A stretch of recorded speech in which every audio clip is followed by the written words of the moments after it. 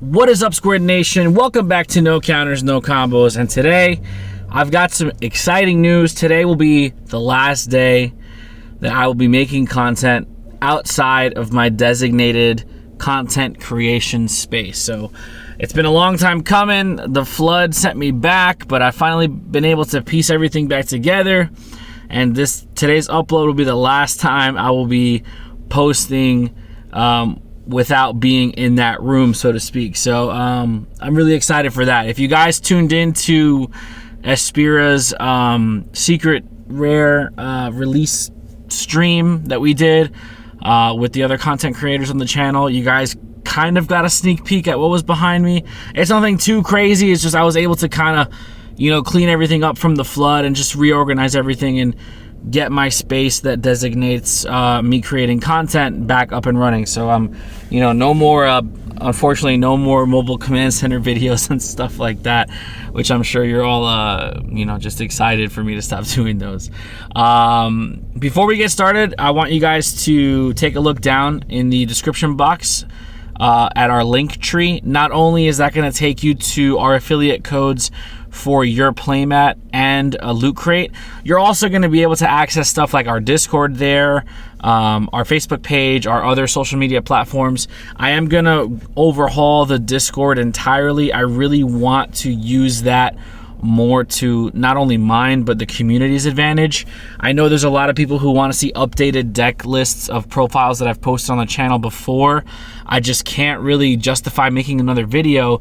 So what I'm going to do is I'm going to start posting updated lists in the Discord server. I'm going to make a separate tab for that. So if you guys haven't already, feel free to join the Discord. I'm going to be using that a lot more in these next upcoming months, just to communicate with you guys, as well as maybe, do some, conversing or playing, whether it's webcam or untap with the community. Like if you guys are ever looking for a testing partner, feel free to just shoot me a message in Discord. I'm always down to play games. Whether it's webcam or untap, whatever you guys need. If you can't find somebody to test with you, just hit me up. So with that all being said, today I wanted to bring you guys a very unique deck profile that I've just kind of decided to play. There was some conversations that we had in our play group for our locals in Gamers Edge. With the passing of Chris Ayers, we kind of wanted to do like a Frieza only tournament with either Frieza leaders or battle cards or both. I'm not sure if we're exactly 100% doing that collectively, but I decided to go ahead and do it myself, right? So in honor of Chris Ayers, the best Frieza voice actor that this planet has ever seen, I'm going to take this Frieza archetype, or Life Flip Frieza, whatever you want to call it. I'm going to take it to locals this weekend and see what, if anything, that I could do with it. So this archetype came out in set 12, so it is a little bit older, and it's definitely probably the most underplayed archetype from set 12. So if you guys don't know what this leader does, don't feel bad. We're going to go over everything together here. So Frieza on the Unawakened side is a 5k attacker. Nothing special at all. His permanents are very, very interesting though. So let's take a look. So Frieza, first permanent. If all of your life is face up, you lose the game. When you take damage, flip cards in your life face up equal to the damage taken instead. So single strike would be 1, double strike would be 2, etc., etc. So you don't actually lose life, you just flip it face up. Cards in your life can only be flipped face up by skills on mono yellow cards. You can't add face up cards in your life to your hand. Very interesting, very limiting. But the only person that's going to be able to flip your life face up is yourself with your mono yellow cards, or your opponent attacking into your leader. Auto, when you place this card in your leader area, activate up to 1 cutting edge recovery device from your deck. So it starts off with a field spell. And Awaken, when your life is at 5 or less, you can choose 1 cutting edge recovery device in your battle area, place it in the drop, and flip this card over. Now, when you awaken, you become Frieza Resurrected. Same permanence as before. If your life is face up, you'd lose, and you can't take face up life to hand. He's a 15k attacker. Activate battle once per turn. You can place 1 card from your life in your drop area. draw one card, and this card gains plus 5k power and double strike for the battle. So it's activate battle, so you can do it not only on yours or your opponent's turn. You don't have to send a face-up life to the drop area. It could be face-up or face-down. But basically what you're doing is you're essentially killing yourself to activate skills for your leader to benefit. So in a way, it's kind of like counterintuitive, right? You know, just like the mechanics of the game that we're used to, sending your own life to the drop area, it's a plus. But as we go over the battle cards and the supporting cards in the archetype, we'll see exactly how beneficial that strategy is. So the first card let's go over is the field card, of course. It's kind of what makes the deck roll. We have Cutting Edge Recovery Device. It is a 10 cost extra card, 1 restricted yellow, but you play it for free once you put your leader down on the table. It is a field card with barrier, so there aren't a lot of cards that interact with field cards with barrier, except for maybe like Majin Buu, but I doubt anybody's gonna be playing that. Auto once per turn, when a card in your life is flipped face up, you can choose up to one of your opponent's cards and switch it to rest mode. So that skill itself is what kind of got me curious into looking deeper into this archetype. The fact that when your opponent attacks you and you flip a life face up, you get to tap down one of their cards. Now, it doesn't necessarily have to be a battle card. It could be a battle card ignoring barrier. It could be a unison. It could be an energy. It could be a leader card. It could be a fields card. You tap down one of their cards. Obviously, you can't have barrier, right? So I find it interesting because now your opponent really has to think about how they want to sequence their turn. If they tap their energy to play a battle card and they swing with their battle card, if they connect and do damage, now you're going to tap down their leader. If they swing with their leader, you tap down their battle card. If they choose not to play anything, you could tap down their energy. So it kind of makes it very strategic in favor of you, the Frieza player, of course, because you can kind of dictate what your opponent gets to do. So I find it very interesting to do that. You know, obviously this screams, you know, cards like Poutine, which we're not playing unfortunately, but you know, Bergamo and other stuff which we have included in the list, as you can see. You know, the reason I'm not playing Poutine is just for space reasons, but you know, the deck does inherently tap down cards very well on its own. So if you have Bergamo in hand, he's going to be pretty live, you know, as early as turn 2. So I kind of wanted to experiment with a couple of other things as opposed to your tried and true strategies. But I found it very interesting that if your opponent wants to forward their game state, they're going to have to play into your strategy, which is really nice. So yeah, that's the fields card. It also has an effect here, activate main once per turn. If all of your energy is mono yellow and you choose one card in your life and one yellow Frieza army card in your battle area and place them in their owner's drop areas, you can draw 2 cards. Then you can choose one. You can choose up to one mono yellow Frieza army card or mono yellow unison card in your hand and place it in your life face up. So that's really good because obviously you're plussing 1. You're drawing 2 new cards by getting rid of, you know, a card in your battle area, but you're also going to see how important it is to send cards from life to drop because they trigger and get effects when they do that. So you can go ahead and do that and see a couple new cards. It's not raw draw power. It does help facilitate you know, a couple things here and there, but it's not, you know, hard plussing, but it, you know, it's very sequential plussing, if you will. And then we have one more skill. It's an activate main / battle. If you have 3 or more face-up cards in your life and you place this card in its owner's drop area, you may flip your leader to its backside. If you do, place the top card of your deck in your life face up. So you're not necessarily gaining life. You are adding more cards face up into your life pile, which you can then trigger off of other skills. But once you have 3 face up life, you can essentially awaken, which is not hard to do in this deck because you're going to be facilitating that strategy on your own because you actually want your stuff face up in your life. So that's kind of what the field card does. And let's go over the unison here. We have Ginyu, a new transformation. Rejuvenate once per turn. You can remove 4 markers from this card. And then you can place one card under this card in the drop area. You place the top card of your deck in your life. So that actually is healing because the card goes face down. But removing 4 markers is a very hefty cost. I doubt that's going to happen very often. Auto, if your leader is yellow and all of your energy is mono yellow, when this face-up card in your life is placed in your drop area, if you don't have a unison card in play, you may play this card from your drop area with a marker on it. So that lends itself to the whole skill of the archetype, you know, kind of putting your life in your drop so you can get a skill off of it. So the unison will go from life to drop and then come into play with a marker on it, which is really nice because you don't have to tap any energy for it. This deck is semi-efficient on energy. You're always going to be tapping at least 1 energy to do something, but once you start getting to like turns 3 and 4 where you have multitudes of energy, you can use it sparingly if you want to. You're not really going to tap out, you know, post like turn 3, but you can if you want to make that push to pressure your opponent. +1, activate main. You may place 1 face-up card in your life under this card. If you do, you can choose 1 mono yellow battle card in your hand and place it in your life face-up, then draw a card. So that's really good because it's the only way of getting non-Frieza army cards out of your life into your drop area or into your hand or whatever the case may be.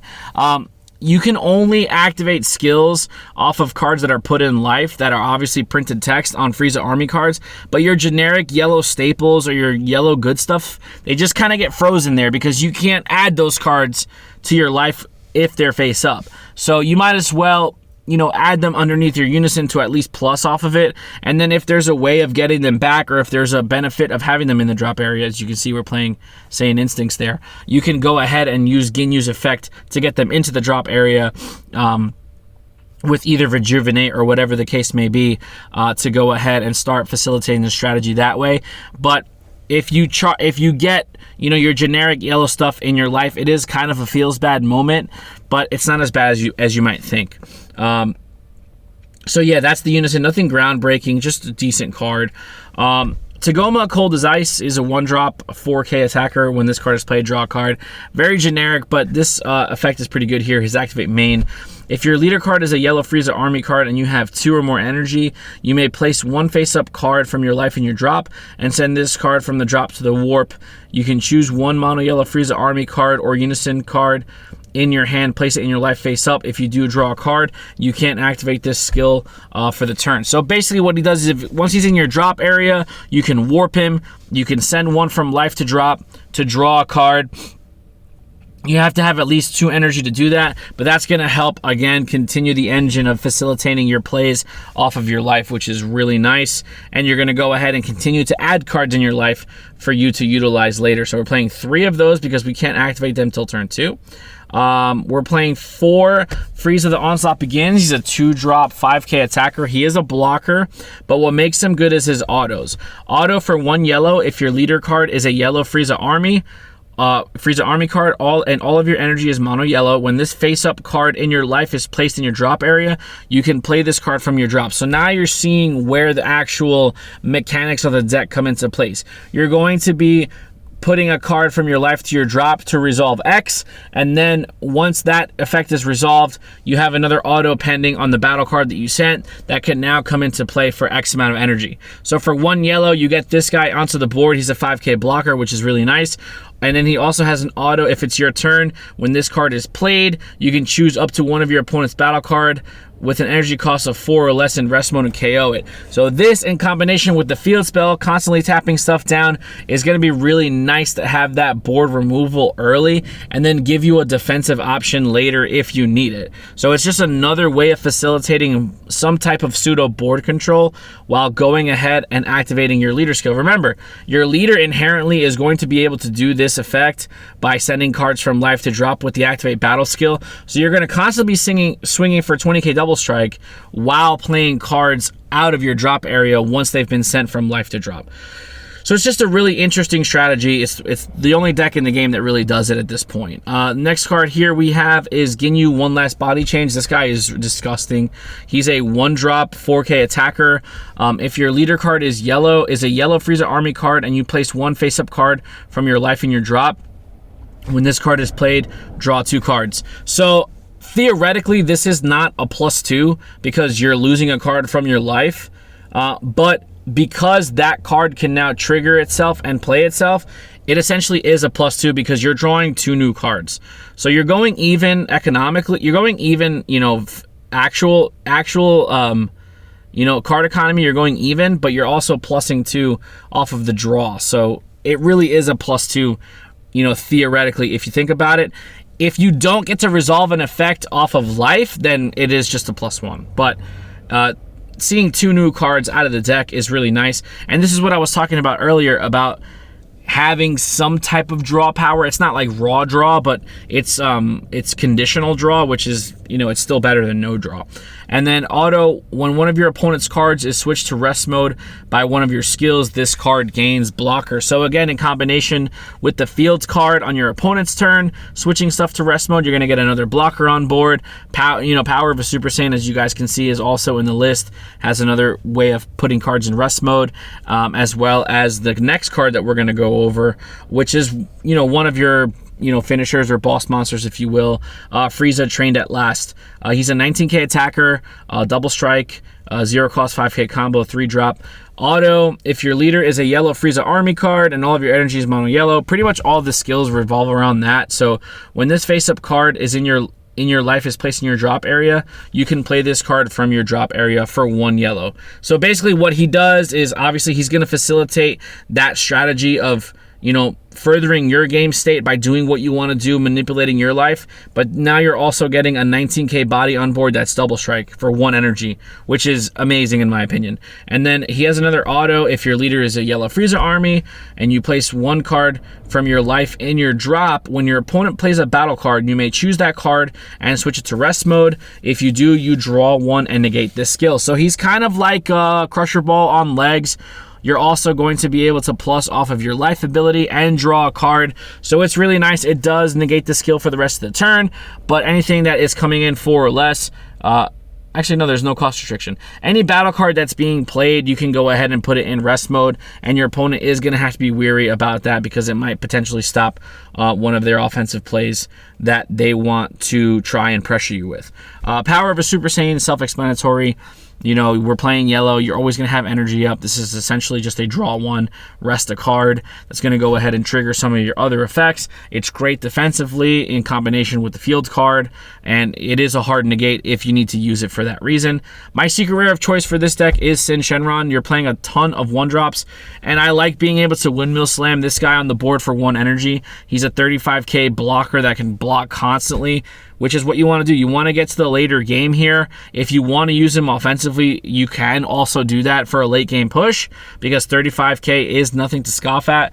But, I just prefer, using him because he also can't be removed from the battle area by your opponent's skills. Yes, there are better secret rares to play, but I just like using this one because it's super cheap, and I enjoy playing a secret rare for 1 energy that can actually, that is not hundreds and hundreds of dollars. We're playing my favorite overall package right now is 1 Secret ID and 1 Fighting Against Fate. I just like the versatility here. You're very rarely going to resolve both of these in a game, but just the option of having them is what I like. Yellow has always been a culprit in not having a lot of removal, so Secret ID just kind of deals with that. This deck does have some built-in removal, but it's very limited to what it could do. Secret ID just kind of goes ahead and does that extra step for you, and it is a 25k swing if you need it. Also, Fighting Against Fates is probably one of the best overall finishers in the game.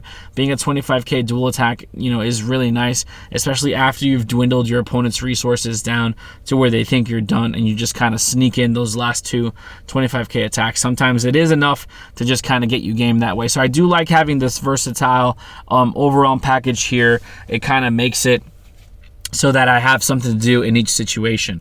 The next card was actually just released in a special anniversary box 2021, and we're getting direct support for this archetype, so why not go ahead and play it, right? We're playing for Ginyu, former Galactic Elite. He's a 1-drop 4K attacker. When this card is played, draw a card. It's a nice cantrip. Activate main, limit 1. If your leader card is a yellow Frieza card with original power of 5,000, or Frieza Resurrected, which is your awakened leader, and you switch this card to rest mode, you can choose up to 1 mono yellow Frieza army or unison card in your hand. Add it to your life face up. If you do draw a card, then place 1 card from your life in your drop area at the end of your turn. So this guy actually does a lot. He draws you 2 cards, and he adds a card from your life, from your hand to your life face up. So he can help you awaken. It can help you get that extra card in your life face up, so you can go ahead and trigger the fields card to flip over.